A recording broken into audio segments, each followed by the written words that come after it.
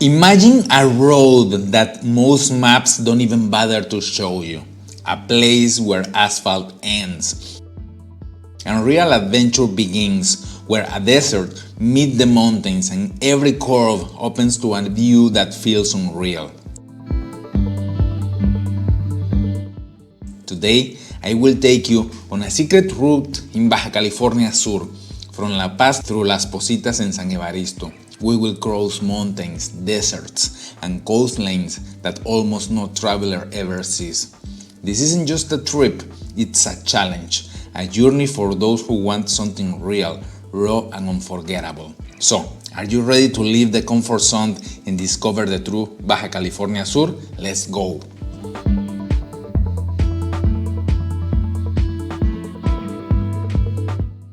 Leaving La Paz, the road looks easy at first. Smooth asphalt, flat desert, nothing too special. The sun burns overhead and the wind pushes the dust across the empty horizon. But just when it starts to feel endless, you reach Las Positas. It is a small oasis, the last gas station, last phone signal, last touch of civilization and comfort. After this point, all this disappears and the wild begins. From here on, all is dirt and stone, a road that demands patience, respect, and a bit of courage. And believe me, you will need all three. Once you leave Las Positas, the game changed. The pavement is gone. The road climbs into the mountains. Dust, gravel, loose rock. The steering wheel shakes in your hands. Tires crunch. Suspension groans. And you realize quickly there is no turning back. Look behind you. The desert stretches out like a dry ocean. Look ahead, the mountains rise like sharp blades against the sky.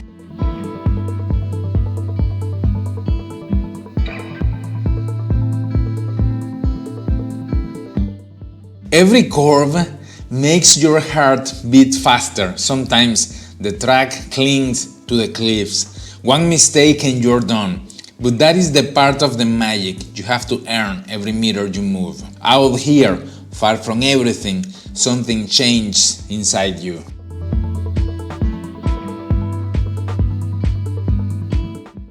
Stretching for more than 250 kilometers from the town of Loreto all the way down toward La Paz, this mountain range rises like a natural wall between the desert and the sea.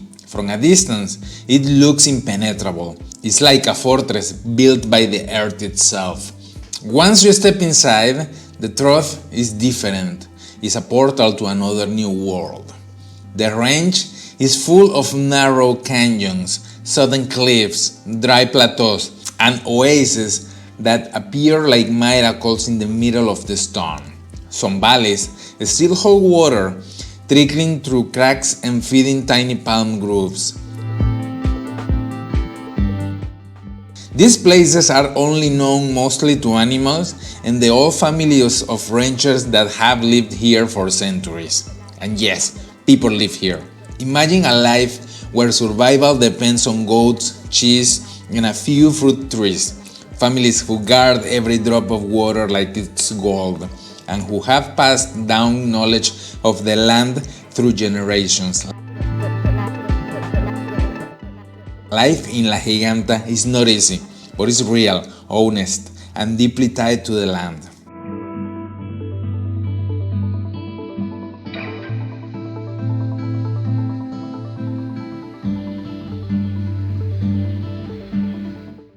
From the high ridge, the views are unmatched. On one side, the Gulf of California stretches out, a massive blue horizon.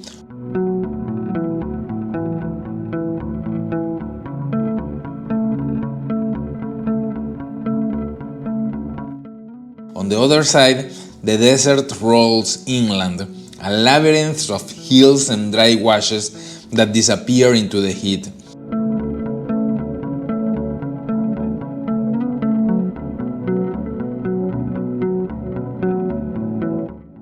Standing here, you feel caught between two worlds, the calm of the sea and the harshness of the desert.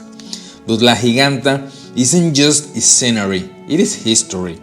These rocks are millions of years old, shaped by volcanic eruptions, shifting tectonic plates, and relentless erosion. In some places, you see sharp volcanic cliffs, in others, layers of ancient seabed turned to stone.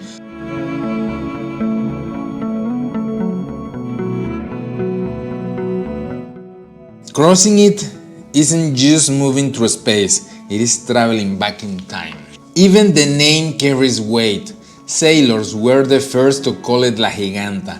From their ships, they saw the mountains as the body of an sleeping giantess stretched across the horizon, and the name stuck.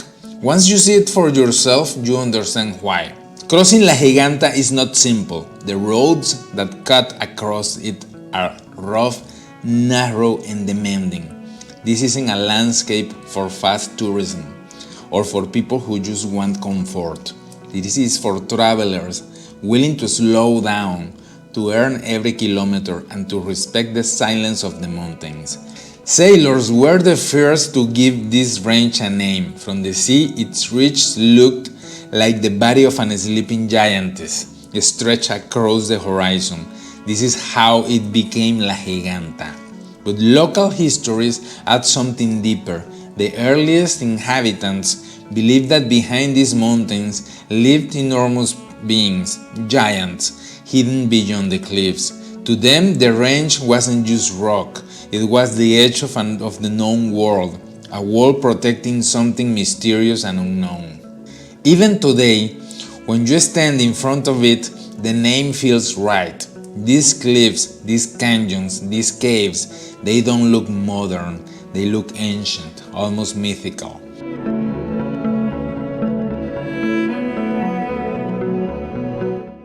In the 1700s, Jesuit missionaries wrote about La Giganta with admiration, describing it as a barrier between the coast and the inland missions. And they were right. Crossing it was more than geography, it was a battle of endurance and a test of faith. La Giganta is not just a name, it is a history, one that began with sailors, grew with legends, and still lives on anyone who dares to cross these mountains. Finally, after hours of navigating dirt and stone, the climb ends. You reach the ridge. You stop for a moment, you take a deep breath, and then it happens. The sea appears. The Gulf of California stretched out in front of you like a giant liquid mirror, reflecting the sky and the sun in a way that almost hurts your eyes. The air smells sharper here, fresher, as if the horizon itself is breathing with you. Below, between red hills and cliffs, lies San Evaristo, a tiny fishing village that feels frozen in time. Its few houses cling to the shore, tin roofs glinting into the sunlight, boats rest quietly at anchor, and the silence is almost sacred. The road down is not gentle. It's steep, winding, and full of loose rocks that challenge every turn of the wheel. You feel the engine working, the tires crunching, the suspension shaking. But with each curve, the view grows more breathtaking. The blue of the Gulf of California deepens, hidden beaches appear, untouched and waiting. Cactuses and agaves stand like ancient sentinels guarding the cliffs. Every meter is earned, every bend is a reward for persistence. As you descend, the world changes around you. The scent of salt mixed with the warm desert air. Seabirds glide past, landing on rocks that are just into the surf. You are no longer just traveling, you are witnesses a hidden world, alive and raw. And then you arrive, dusty, clothes full of dust, hair smelling of wind and salt. Silence now is broken only by the waves lapping the shore. San Evaristo is not a tourism stop. It's not marked on maps with flashy signs or promised by guidebooks. It's an statement, a secret shared with those willing to leave the beaten path behind. To reach it is to prove something to yourself, that you can go farther, see deeper, and feel the pulse of the peninsula where few ever tread. This village, small and quiet, embodies the reward of the journey, the meeting point of a desert, mountain, and sea, and a reminder that some places still exist untouched. After San Evaristo, the road doesn't just return you to the familiar, it transforms again. For miles, the Gulf of California stretched beside you, its waters shimmering in shades of turquoise and deep blue. Waves crash just meters away, spraying salt into the air. Seabirds perch on lonely rocks, their cries echoing across the cliffs. Every curve unveils a new beach, untouched, as if time itself forgot these corners of the world. The track changes constantly. Sometimes it narrows until it feels like you're driving on the edge of the sea. Other times, soft sand slows you down, demanding patience, focus, and respect for the terrain. Each meter becomes a small victory, a reminder that this is not a road for shortcuts.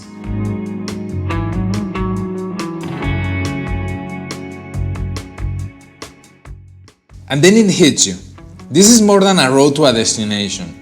The road itself is the experience. Every turn, every hill, every glint of the sea is part of the journey.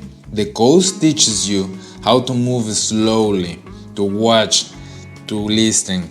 You feel the wind, you taste the salt, you see the wildlife thriving beside you, dolphins leaping, whale sharks drifting, rays gliding like living shadows.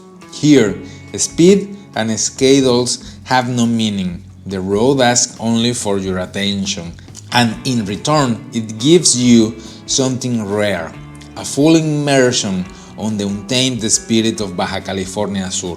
There are very few places in the world where you can drive down a dusty track and at the same time watch one of the richest marine shows in the planet.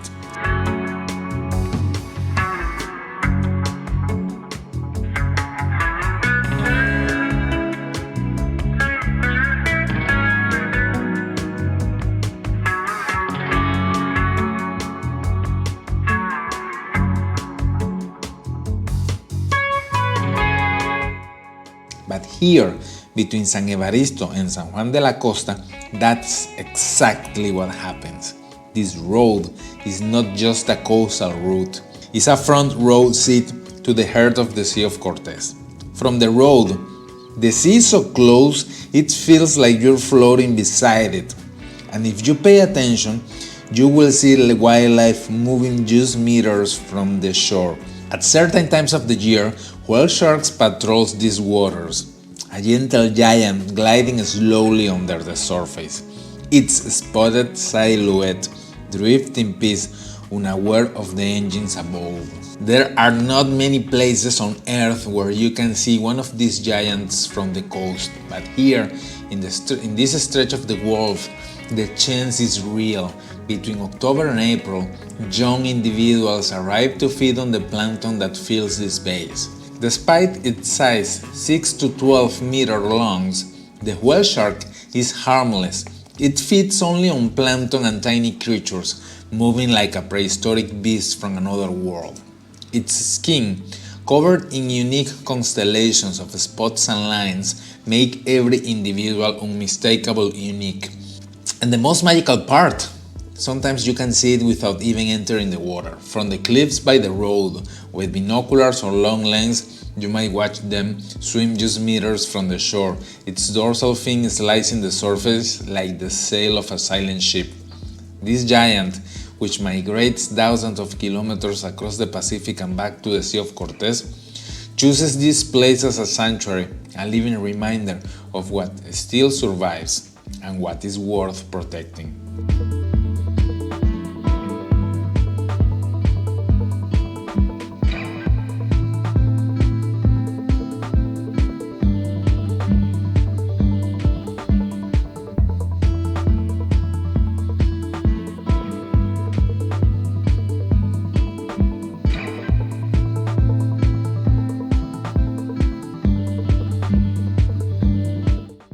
And this is only the beginning.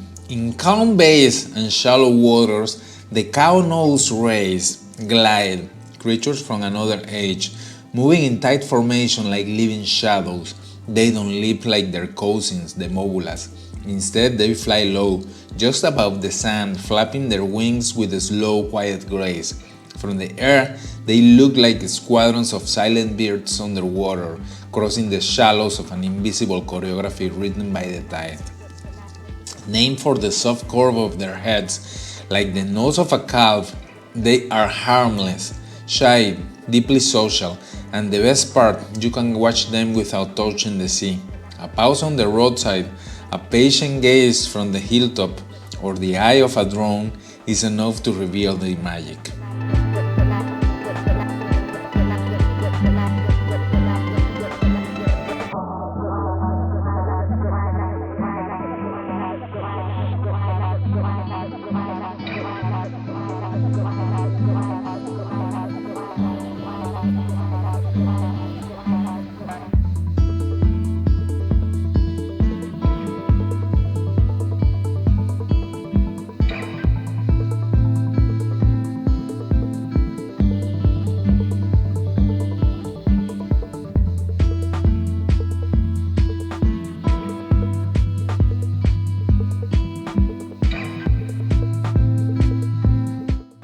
And then the ocean erupts. In few places on Earth, the sea leaps into the sky like it does here.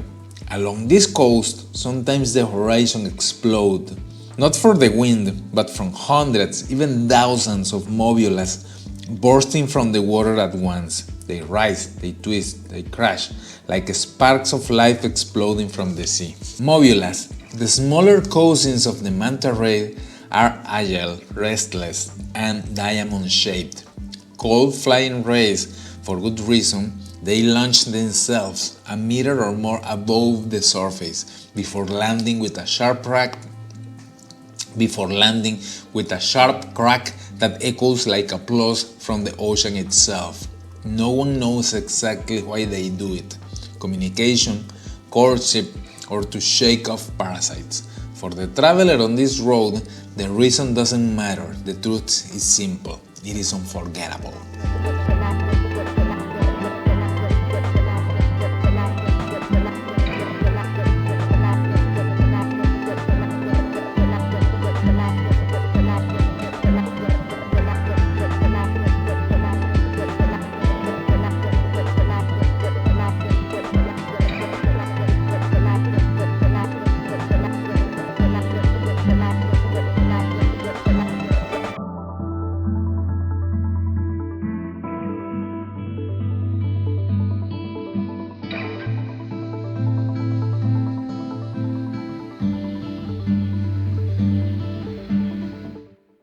And then comes the schools of fish, the soul of this ocean made visible. Thousands of tiny bodies move as one, shifting shapes like living smoke, like pieces of broken mirrors, like constellations drifting beneath the waves. From above, they form spiral clouds, circles. They scatter and fold again, always unite, always alive. When the sun hits at the right angle, their bodies flash like silver fire under the sea. This is the secret language of the ocean, and here on this road, you have the privilege of reading it.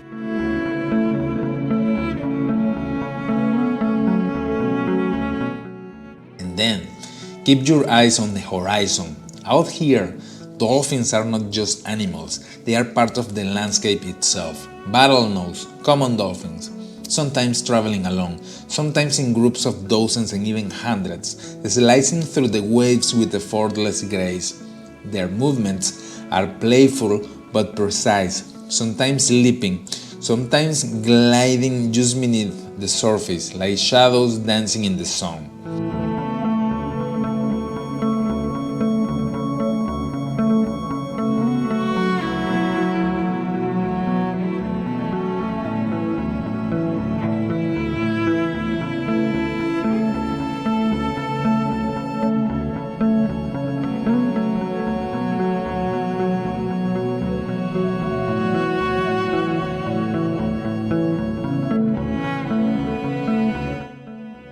And if the season is right, your eyes will catch something even more extraordinary, the splash of a humpback whale. One moment, the sea is calm, the next, a massive tide rises, cutting the water like a living sculpture, followed by the body of a 40 tons giant crashing back into the Gulf with a raw, unstoppable force. The sound, the deepest slap of water against water, resonates through the air, a reminder that life here is untamed, majestic, and completely independent of human expectation. Humpbacks travel thousands of miles each year, navigating currents and oceans with ancient precision. Here, in the protected waters of Baja California Sur, they rest, feed, sing, and raise their calves.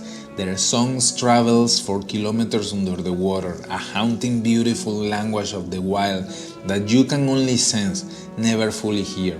Seeing one from this remote coastal land without boat, tourist, or interference feel almost impossible. Yet, there they are, living freely, as if inviting you to witness a secret the world often misses. This is not a theme park. This is not an stage experience. This is raw nature. The dolphins, the whales, the wind, the waves, they exist on their own terms. And you, just a traveler on this narrow coastal track, you are only a guest, a quiet observer moving through a living corridor of life that has endured for millennia. Every glance, every heartbeat is a reminder of the wild beauty that still survives here, untouched and unapologetic. The road winds between desert and sea, lonely ranches, dry canyons, hidden beaches, animals roam free, donkeys on the sand, cows walking single file over rocks, horses wading into the waves as if they have done it for centuries. Here, there are no fence, no signs, no rush. It is a coast that belongs to no one, except the land and the animals that live here. Driving this stretch, you realize the truth. This isn't just a road, it's a corridor between two worlds, the Sierra and the sea, and you are in the middle, moving through a landscape that feels both real and dreamlike. Dust in the air, salt on your skin, shadows stretching as the day fades. No signal, no music, just you, the road, and the peninsula itself. And if you thought this was wild, wait until you see what comes next. In the next video, we dive into El Pardito, a tiny rock island with secrets the sea keeps to itself, hidden beaches, incredible wildlife, and a history that has been waiting for somebody brave enough to find it. Click on the next video and find out. Thank you for watching.